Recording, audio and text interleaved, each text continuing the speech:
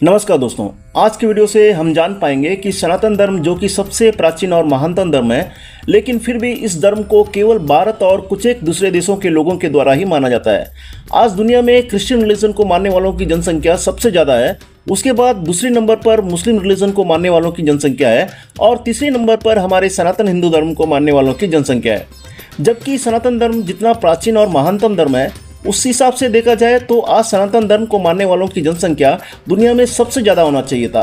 ऐसा क्यों नहीं हुआ और साथ ही सबसे ज़्यादा धर्म परिवर्तन हिंदुओं का ही क्यों होता है, ये भी जान पाएंगे। दोस्तों, वीडियो में आगे बढ़ने से पहले आपसे रिक्वेस्ट है कि अब तक आपने हमारे इस चैनल को सब्सक्राइब नहीं किया है तो सब्सक्राइब कर लीजिए और वीडियो सही लगा तो वीडियो को लाइक और ज़्यादा से ज़्यादा शेयर कीजिए। तो चलिए वीडियो की शुरुआत करते हैं।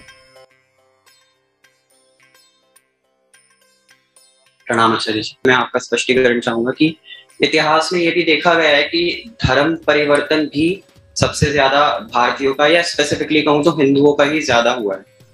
तो उस पर भी मैं आपसे कुछ स्पष्टीकरण चाहूंगा कि ऐसा इतनी आसानी से क्यों धर्म परिवर्तन हो जाता है हिंदुओं का।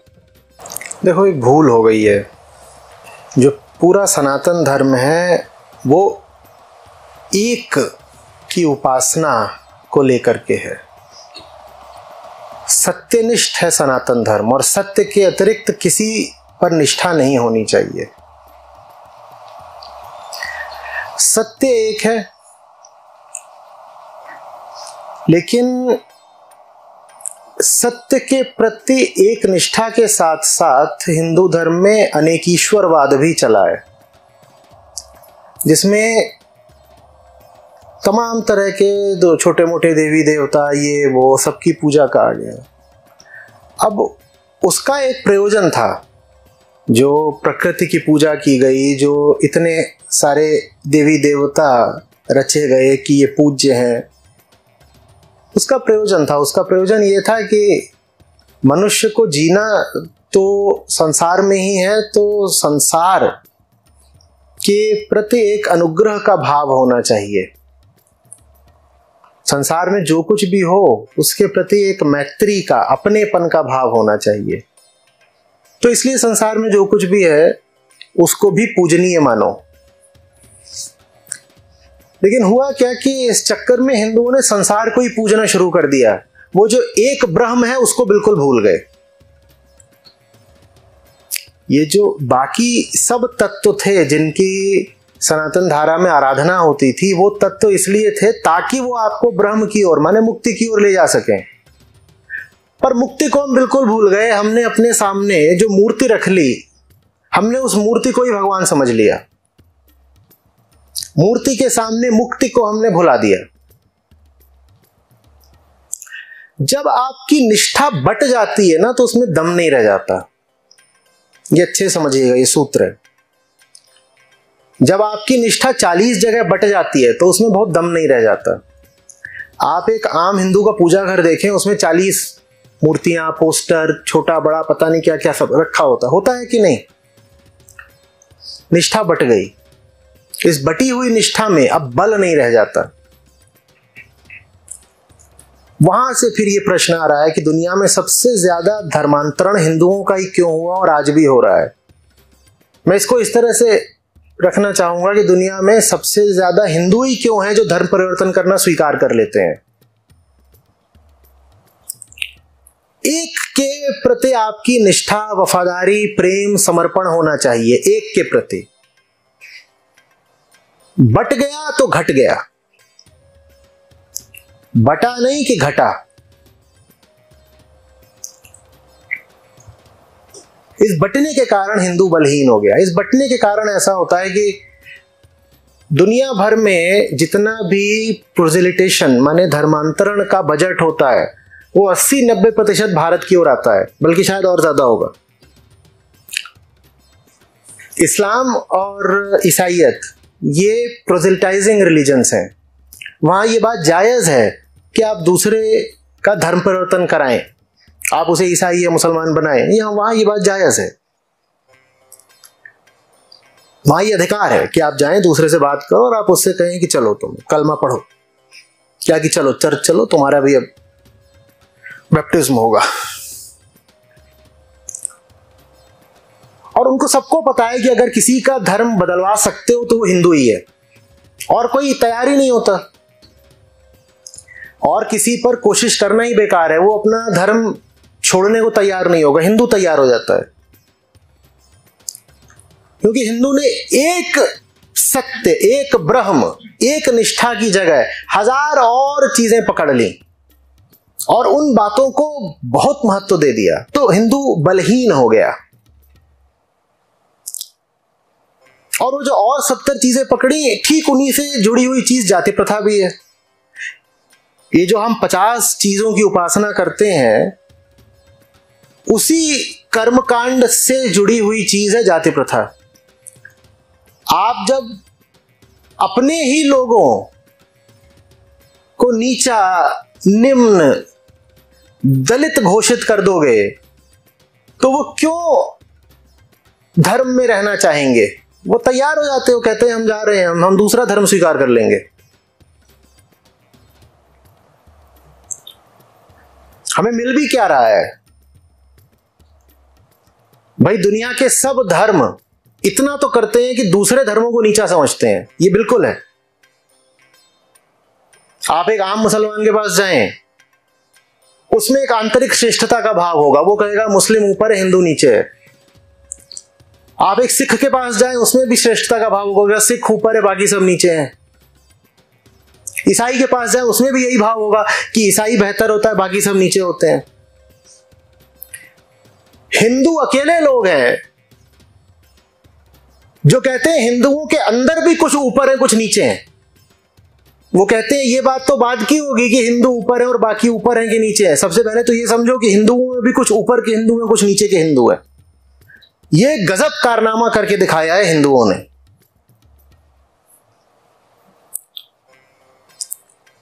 जब तुम अपने ही घर के अंदर अपने कुछ भाई बहनों को नीचे का घोषित कर दोगे तो वो भाई बहन तुम्हारा घर छोड़ के जाएंगे कि नहीं जाएंगे?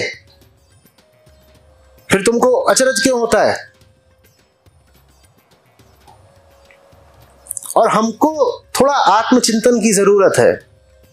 हमें बिल्कुल ये बात अपने आप से पूछनी पड़ेगी कि दुनिया में हिंदू ही अकेला व्यक्ति क्यों है जो जल्दी से अपना धर्म त्यागने को तैयार हो जाता है? ये पूछना पड़ेगा। देखिए, मेरी बात का विरोध आप कई तरह के तर्क देके कर सकते हैं। आप उदाहरण के लिए तर्क दे सकते हैं कि नहीं, हिंदू इतनी आसानी से नहीं त्यागता।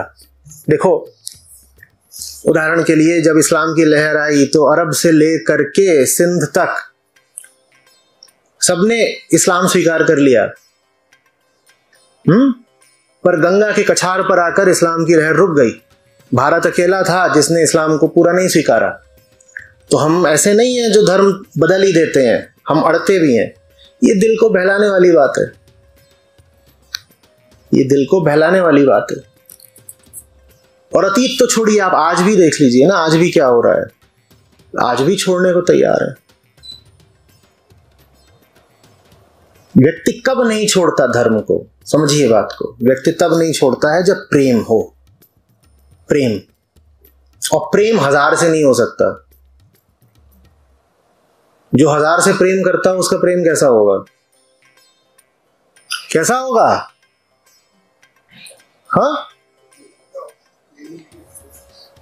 कैसा होता है? प्रेम ही नहीं है ना। प्रेम तो एक से हो सकता है ना। हाँ, एक निष्ठा नहीं है सनातन धारा में, इसलिए सनातन धारा इतनी बलहीन हो गई। एक निष्ठा, सबके अपने अपने हैं, सबके अपने अपने अपने अपने रीति रिवाज, अपनी अपनी मान्यताएं, अपने अपने विश्वास। और इसको फिर हम बोलते हैं यही तो हमारी खूबसूरती है, हमारी विविधता। हम सब कुछ स्वीकार कर लेते हैं, सब कुछ चलता है। कोई कौवे की पूजा कर रहा है, वो भी चलता, कहते कौवा ही तो असली है, यही है।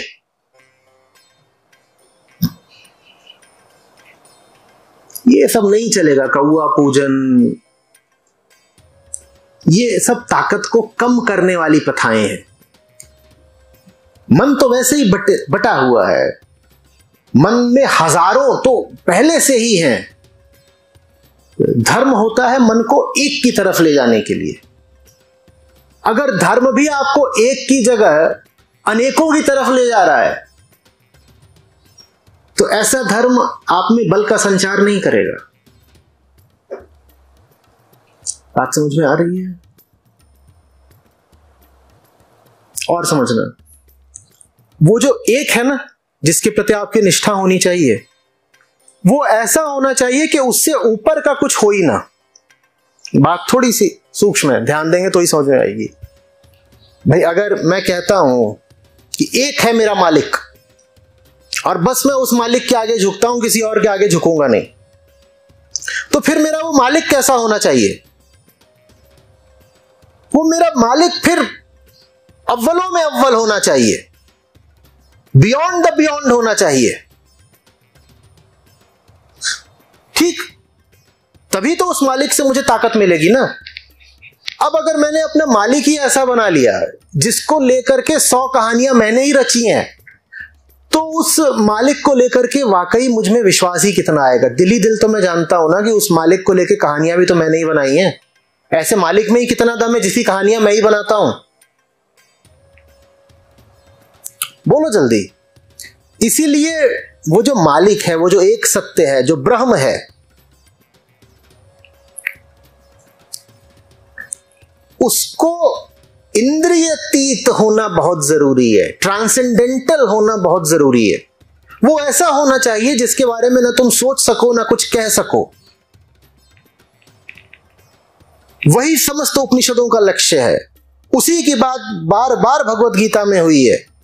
वो ऐसा होना चाहिए जिसकी बात ना जबान कर सकती हो, आंखें जिसको देख नहीं सकती, कान जिसको सुन नहीं सकते, जिसकी कोई मूर्ति नहीं हो सकती, जिसकी कोई छवि नहीं हो सकती, जो बिल्कुल निर्गुण हो, जो एकदम निराकार हो। तभी तो उससे ताकत आएगी ना। क्योंकि जो सगुण है, साकार है, वो तो हमारे ही जैसा है।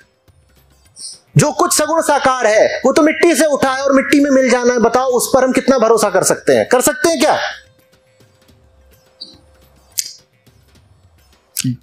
जिस किसी के बारे में कोई कथा कहानी बनाई जा सकती हो, वो तो हमारे ही जैसा हो गया ना। तो वो जिसके लिए हम में निष्ठा होनी चाहिए, वो ऐसा होना चाहिए जिसके बारे में कोई कहानी कही नहीं जा सकती, जो वाणी की पहुंच से आगे का हो। लेकिन देखो, हमारी जिनमें निष्ठा है वो सब कौन है? हमने कहानियों में अपनी निष्ठा रख ली है। हम पौराणिक लोग बन गए हैं। कहानियां ही कहानियां हैं हमारे पास। फिर फलाने भगवान ने ऐसा कहा, फिर वो इसके पास गए, फिर फलाने मुनि ने ये करा तो फलानी देवी कुपित हो गई, फिर ऐसा हुआ, फिर वैसा हुआ। इन कहानियों से बल थोड़ी ही मिलेगा। इसलिए फिर जब परीक्षा की घड़ी आती है तो हिंदू अपने आप को कमजोर पाता है, क्योंकि उसके पास बस कहानियां हैं।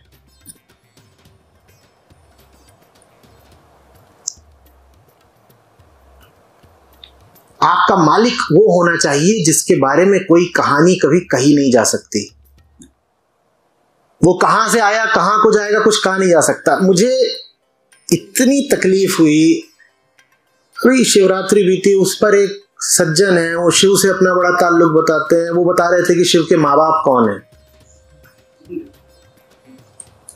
मतलब चोट कितनी लगी मैं बयान नहीं कर सकता।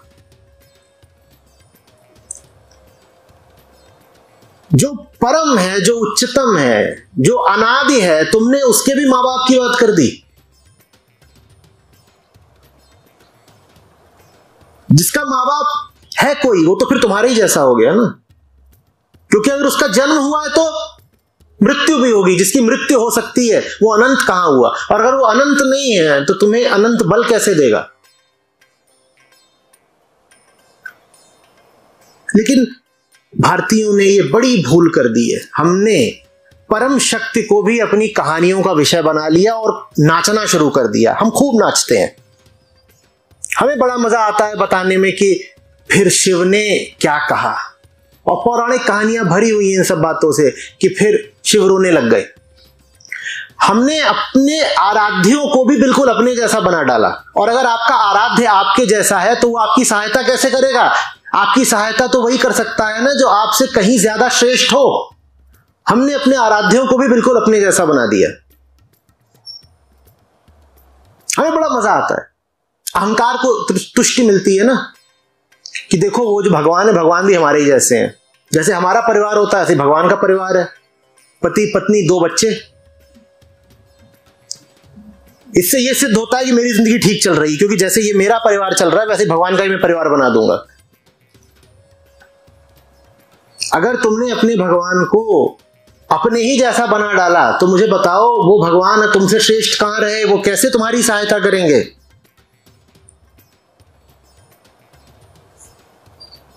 कितनी कहानियां बनती। और फिर उसने उनसे क्या कहा, हमें इसी में बड़ा मजा आता है।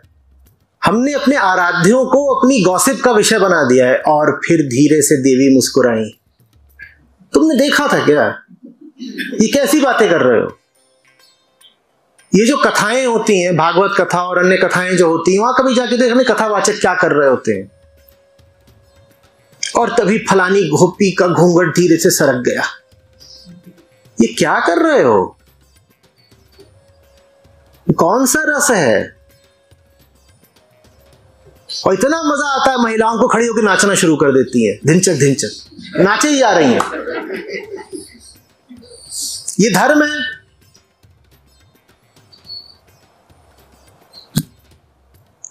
इससे बल मिलेगा, इस धर्म के भरोसे जीवन की नैया पार लगेगी। गीता से मतलब नहीं, उपनिषद से कोई मतलब नहीं। जो एक सत्य है उसके अनुसंधान से कोई मतलब नहीं। किससे? कहानियां, नाच गाना। नाचो। इस नाच गाने ने हमें कहीं का नहीं छोड़ा।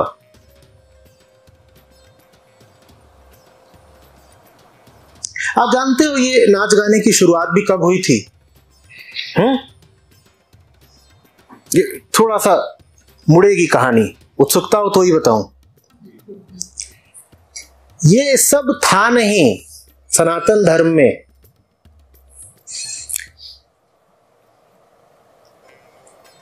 बारहवीं शताब्दी के आसपास से भारत की दासता लगभग पूर्ण हो गई। उसके 200 साल पहले से आक्रमण होने शुरू हो गए थे। 12वीं शताब्दी के आसपास से दिल्ली पर ही बैठ गए आकर के आक्रांता। और आक्रांताओं के पास राजनीतिक कारण थे, आर्थिक कारण थे, लेकिन धार्मिक कारण भी थे। ठीक है, आर्थिक कारण ये थे कि यहाँ का पैसा उन्हें लूटना होता था। राजनीतिक कारण ये थे कि उन्हें अपने क्षेत्रफल का विस्तार करना होता था। लेकिन हम इनकार नहीं कर सकते कि तुर्कों के पास, अरबों के पास, मंगोलों के पास जिन्होंने बीच बीच में आक्रमण करे, और मुगलों के पास धार्मिक कारण भी थे। तो उन्होंने धार्मिक अत्याचार भी करे। भारतीय जनमानस को काफी दबाया गया। रीढ़ टूट गई आम भारतीय की। जब आपकी रीढ़ टूट जाती है ना, तो आप गीता नहीं पढ़ सकते, क्योंकि गीता तो कहती है उठो और युद्ध करो। गीता तो कहती है कि जान भले ही चली जाए, अर्जुन उठ और युद्ध कर। तो फिर 14वीं 15वीं शताब्दी में एक बड़ा दुर्भाग्यपूर्ण काम हुआ भारत में। हमने कृष्ण का संबंध गीता से हटा करके नाचने गाने से जोड़ दिया, क्योंकि गीता को छूना मुश्किल हो गया था। मंगोल बैठे हुए, मुगल बैठे, मुसलमान बैठे, गीता पढ़ोगे कैसे? गीता कह रही युद्ध करो, युद्ध करोगे तो मारे जाओगे। तो हमने कहा गीता अलग रखो। फिर ज्यादा महत्व देना शुरू किया भागवत पुराण को, क्योंकि उसमें सुविधा है। वहां पर क्या है बातें? रासलीला, नाचो गाओ। तो एक पूरा कल्ट ही निकल आया जो नाचने गाने लगा। उसका कारण यही था, हिम्मत की कमी।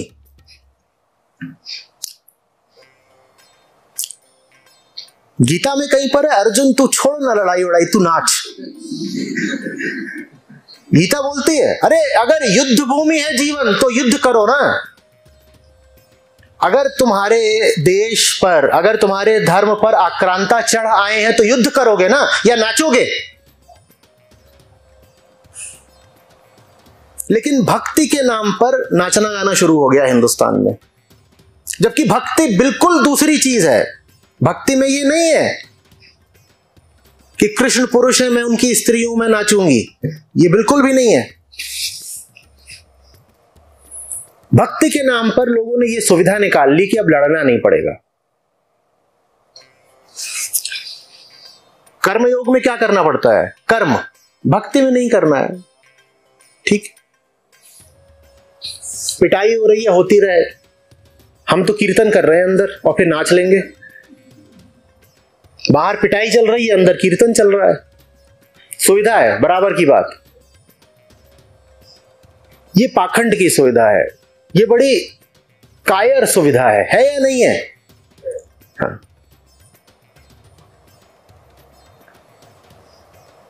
और फिर जैसे ही गीता पीछे हुई और पौराणिक कहानियां आगे आ गईं, अब उसमें तो चरित्रों की भरमार है, एक के बाद एक चरित्र, ये देवी आ गई, ये देवता आ गए, ये ऋषि आ गए, फिर उनका ये जन्म हो गया, फिर 700 जन्म बाद वो ये बन गए, ये बन गए। कहानियां ही कहानियां, कहानी ही कहानी। इन कहानियों से तुम्हें ताकत थोड़ी ही मिलेगी।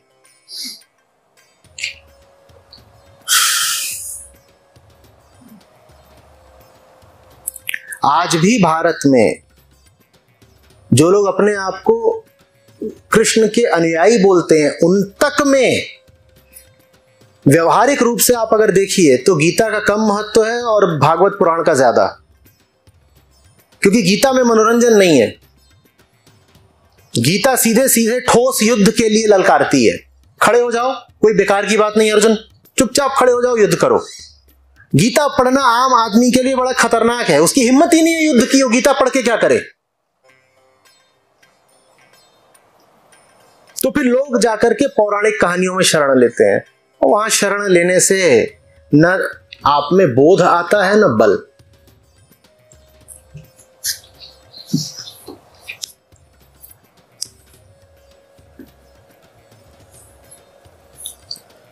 समझ में आ रही है बात? अध्यात्म के नाम पे मनोरंजन बंद करो। अध्यात्म तपस्या है। अध्यात्म का अर्थ है जीवन को ही अपना कुरुक्षेत्र जानो। कुरुक्षेत्र। अच्छा सोचिए, अगर हम गीता को महत्व देते होते तो हमारा सबसे बड़ा तीर्थ क्या होता? बताइए। मथुरा वृंदावन इन सबसे कहीं ज्यादा महत्व कुरुक्षेत्र का नहीं होता? अगर वाकई गीता का सम्मान होता, कुरुक्षेत्र जाता है कोई? जहां गीता आविर्भूत हुई थी उस जगह से हमारा कोई लेना ही देना नहीं। हमें चाहिए रास। हमारा ज्यादा मन लठमार होली में है। कुरुक्षेत्र से कोई मतलब ही नहीं।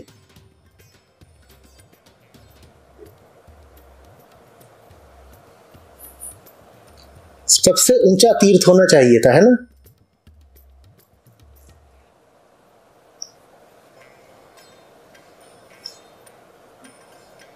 जीवन ही रणक्षेत्र है, जीवन ही कुरुक्षेत्र है।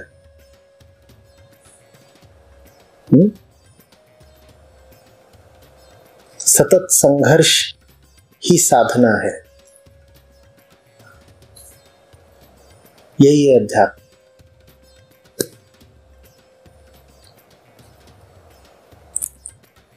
बल बाजुओं में नहीं होता। अर्जुन के पास बड़े मजबूत बाजू थे, उन बाजुओं से धनुष उठाए नहीं उठ रहा था।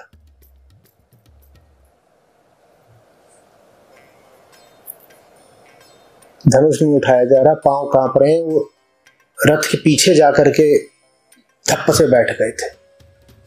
कोई बल नहीं बचा था। बल आता है कृष्ण की निकटता से। कौन से कृष्ण की निकटता से? गीता वाले कृष्ण की निकटता से। बल आता है जब आप सांख्य योग पढ़ते हो, जब आप निष्काम कर्म योग पढ़ते हो, बल वहां से उठता है। और जब वैसा बल उठता है तब किसी की हिम्मत नहीं होती कि आके आपका धर्म परिवर्तन करा दे। तब आप कहते हो जान ले लो, युद्ध है, युद्ध में जान तो चली जाती है कई बार। तुम जान ले सकते हो हमारी, लेकिन हमें कृष्ण से दूर नहीं कर सकते। अर्जुन अगर मरते भी तो रथ पर ही मरते, कृष्ण के साथ ही मरते।